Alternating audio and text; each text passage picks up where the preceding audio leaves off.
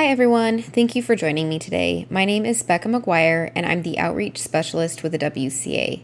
I'm here today to present our college campus Break the Cycle presentation on domestic abuse.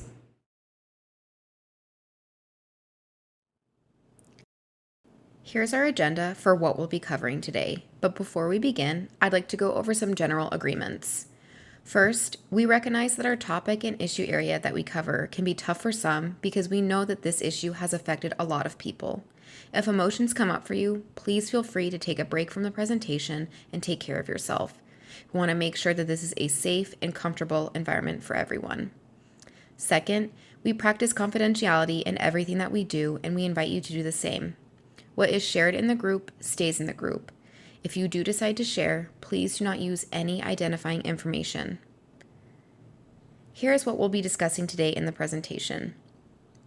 We'll be touching on who we are and what services we provide at the WCA. Then we'll be spending a majority of the time talking about domestic abuse, what it looks like, warning signs, theoretical ways of thinking about it, and then we'll learn about ways we can build a safe, healthy community together. So we are the WCA, or the Women's and Children's Alliance, and we are located in downtown Boise. Our mission is to provide safety, healing, and freedom from domestic abuse and sexual assault. We do this by providing services to those who have been affected by domestic abuse and sexual assault. Our mission is what we do, and our vision is why we do it. Our vision is to foster a community where individuals thrive in safe, healthy relationships. What do we know nationally and locally in Idaho about this issue? Nationally, we know that 1 in 3 women and 1 in 4 men have experienced rape, physical violence, and/or stalking by an intimate partner.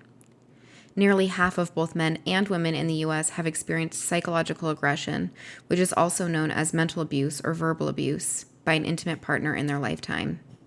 You come in contact with people every day that have been impacted by this issue, whether or not they've disclosed anything to you.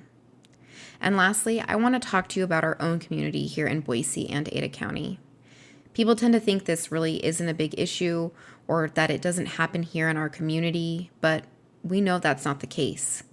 In 2019, there were 5,289 911 calls related to domestic abuse, sexual assault, and child abuse. This number has also remained consistent over the past few years, and it means that there's an average of 14 calls for domestic abuse per day, and that number is just in Ada County. And another thing to add is that 911 is usually called when things have severely escalated, and it's usually not the first instance of abuse. What comes to mind when you hear domestic abuse? If you'd like, please take a moment to pause and discuss what comes to mind when you hear the term domestic abuse. Domestic abuse is a pattern of actions used to gain and maintain power and control over another person. Abuse can happen between any two people, regardless of age, race, sexual orientation, religion, educational level, income level, or gender. Abuse does not discriminate, and unfortunately, it can affect anyone. This includes all types of intimate relationships, so this could be a family member, a romantic partner, or even a roommate. What does abuse look like? We are going to watch 2 videos during this presentation about what abuse looks like. These 2 videos were created by One Love Foundation. One Love was founded after college student Yardley Love was tragically killed by her ex-boyfriend. Love's family started One Love to raise awareness on domestic abuse and to educate young people about healthy and unhealthy relationships, empowering them to identify and avoid abuse and to learn how to love better. This video is called Love Labyrinth. It shows the difference between a healthy relationship versus an unhealthy relationship. It's important to note that emotional abuse has major consequences and can be difficult to recognize. It affects your well-being and most often will turn into physical abuse.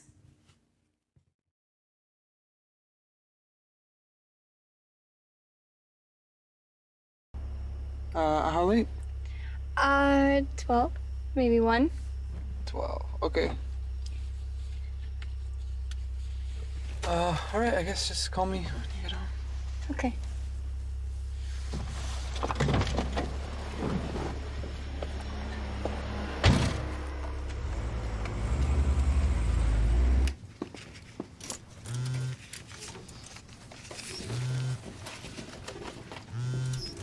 Someone's trying to get a hold of you.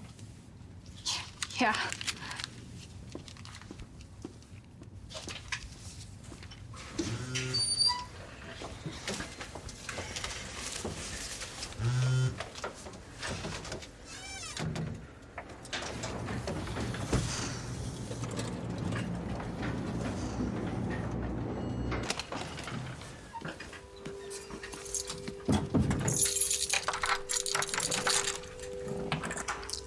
Hey, Allie. Oh, hey, Seb. What are you doing? Just eating your chips. Tried calling you. Oh, I'm sorry. I just got your text. Where was your phone? It was in my bag. Didn't you hear it? Well, I just got the text when I walked in. It can't be that hard to pick up your phone, Allie. I did let you know. Didn't let me know. I told you.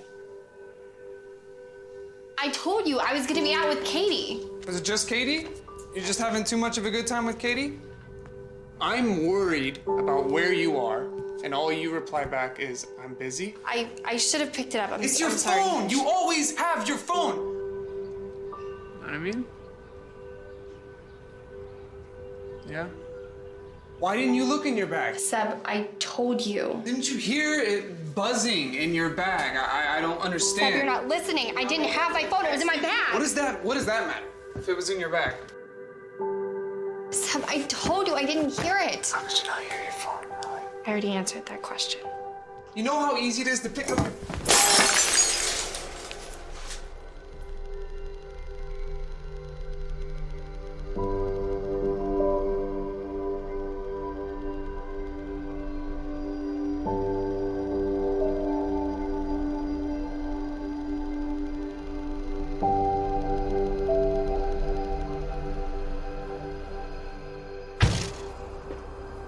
I just want to apologize for tonight. I just don't get it. Why couldn't you just pick up your phone?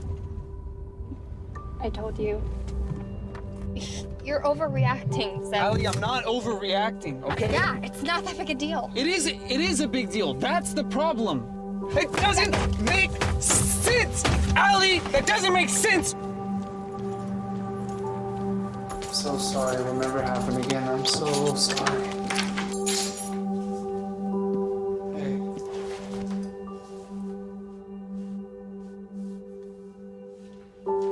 Tried calling you.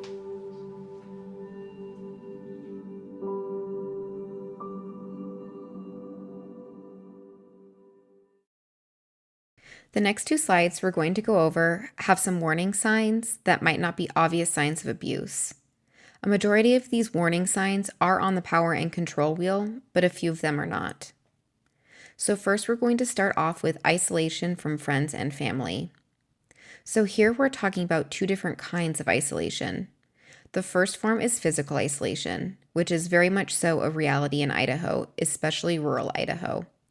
A victim might not live near a domestic abuse shelter, have access to different resources, or they might not have the transportation to get help, so it's difficult for them to leave the relationship. The second form is emotional isolation.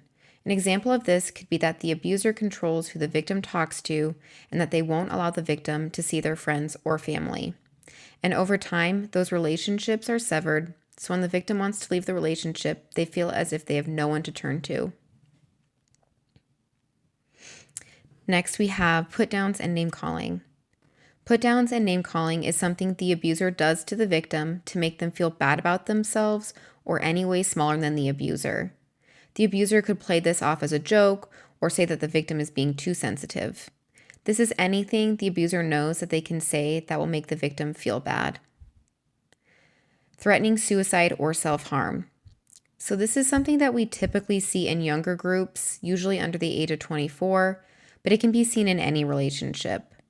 An example of this might happen when the victim is trying to leave the relationship and the abuser will threaten to hurt themselves or commit suicide and basically manipulate the victim into staying. Nothing is ever the abuser's fault. This is minimizing what the abuser does to the victim, and the abuser will deny blame that they did anything to the victim. The abuser will never take responsibility for their actions. This is also called gaslighting, which is a form of abuse that manipulates the victim into questioning their own reality.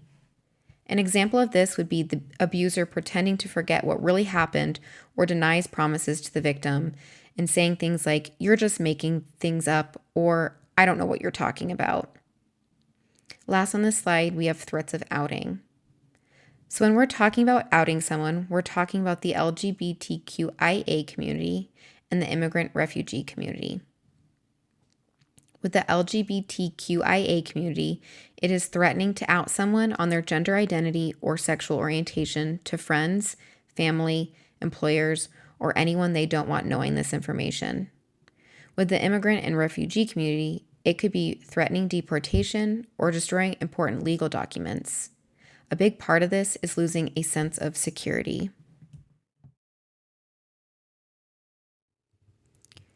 These next warning signs are considered digital abuse and can be somewhat difficult to spot. Digital abuse is the use of technology to bully, harass, stalk, or intimidate a partner. And it has become more prevalent because of our use of technology today. So we're going to start out talking about stalking.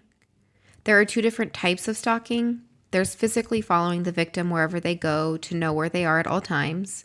This could be following them to work, a friend's house, or to the store. And then there's also digital stalking. This has emerged in the last decade because of social media and smartphones. This would be tracking the victim through their smartphone or through an app. Next is does not respect privacy. This could mean your partner demanding to know your password or hacking into your social media, email, your personal computer, or cell phone. Then there's constant messaging and checkups. So it's not normal or healthy to constantly check up to see what your partner is doing all day when they're not with you. An example of this would be your partner constantly texting and calling you all day to see what you're doing and then getting angry when you do not respond. And last, we have extreme jealousy. An example of this would be someone telling you who you can and cannot be friends with on social media platforms or in real life. This next video we're going to watch is called Because I Love You. This video shows another example of emotional abuse. It shows how alcohol is used as a scapegoat and minimizes abuse.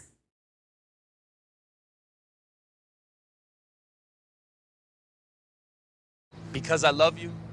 Sure. We can hang out with your friends tonight. Because I love you, we'll just have a few drinks. Because I love you, I will have 3 double whiskeys. Because I love you tonight is awesome. Because I love you. Why are you spending so much time with Jenny Are you flirting with her? Because I love you, I storm out of the bar and leave you all by yourself? I go down the street and I get wasted. I make out with some dude. Paul, Pete, whatever. in front of everybody. Because I love you. You deserve to know what it feels like to be disrespected. Because I love you, I'm so sorry. I was wasted. Because I love you. I text, I can't live without you. I wait for you after class. I'm standing here in the rain. Because I love you, I yell at your window. No one will ever love you as much as I do. Because I love you. You open your front door. Because I love you, You listen as I cry. You hug me and say that it's okay. And you take all the blame. because I love you.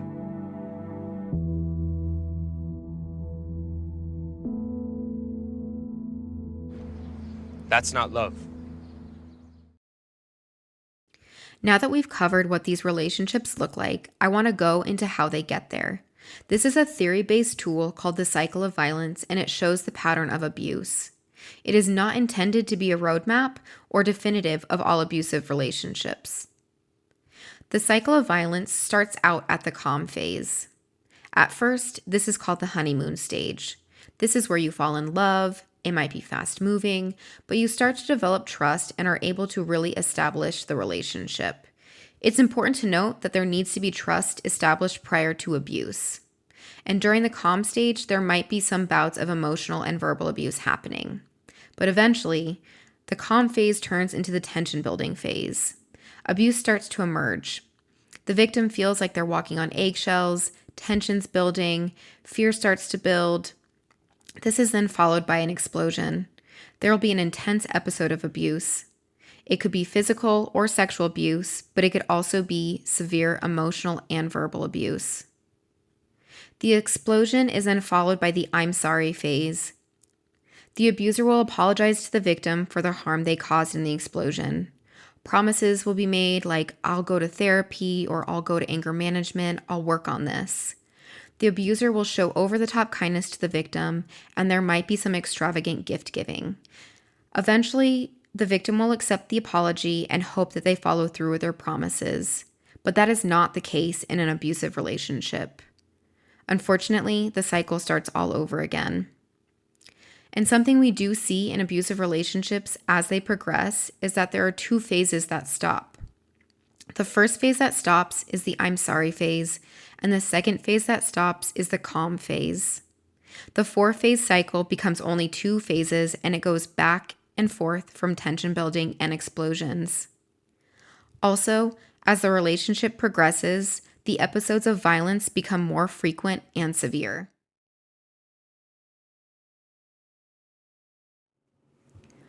Why do individuals stay? There are many different barriers to leaving an abusive relationship. We are going to go over just a few of those barriers. First, we have love and hope. I talked about this a little earlier with the cycle of violence. Love and trust have already been established when the cycle of abuse begins. The victim might stay because they love their partner and hope that the current situation will change and go back to how the relationship used to be. The next barrier is fear. The threats the abuser makes toward a victim can be very scary and real, since they do know them best. Those threats might be life-threatening, and they might be scared to leave the relationship. If they do leave, those threats could become very real and things could escalate.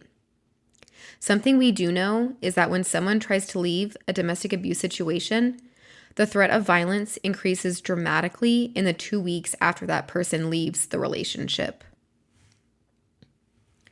Next, we have children. One might consider staying together for the children because they think it is bad to leave the other parent, or they want stability for their child in a 2-parent household.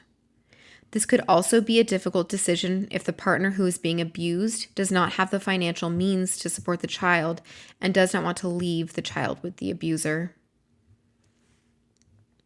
Next is financial reasons. So this is a really big barrier to why individuals stay. We know that financial abuse is in over 90% of domestic abuse situations, so it might be difficult to leave a relationship because your partner didn't allow you to get or keep a job, or you share an account with your partner and they monitor, so you're unable to save money to leave the relationship. Religious or cultural reasons. Depending on your religious background or culture, there might be guilt associated with divorcing or leaving the abusive partner based on traditional gender roles that are believed. Another aspect might be that they are really involved with their religious community, and so it might be difficult for them to leave that community behind. And then there are language and immigration barriers as well. These two things go hand in hand. In the US, if you do not speak English, it might be very difficult for you to seek domestic abuse services or to navigate your way around the court process, like filing for a protection order or divorce. You then have the added layer with immigration issues. If the victim is not a US citizen, they might fear that their immigration status will be affected if they report the abuse. A better question we want to ask is, why do abusers abuse? Before we continue on, I want to make sure that it is clear that abuse is never the victim's fault. Abuse is not okay and is never justified. We want to make sure that all victims of domestic abuse and sexual violence are supported and believed. Abuse happens because abusers make the conscious decision to abuse. It stems from beliefs, attitudes, and values. It is a learned behavior, and it's important to point out that this is something the abuser does have control over. It does not stem from emotions, feelings, or other external factors such as losing a job, depression, or other life circumstances. Abuse is a choice that is made. An important thing to point out is that alcohol and drugs do not cause abuse. The conditions and beliefs that it is okay to hurt someone already exist in that person's mind before they are under the influence of drugs or alcohol. Sometimes drugs or alcohol escalate the abuse, but it does not cause the abuse. Next, we're going to talk about how to support a friend or family member who you believe is in a domestic abuse situation.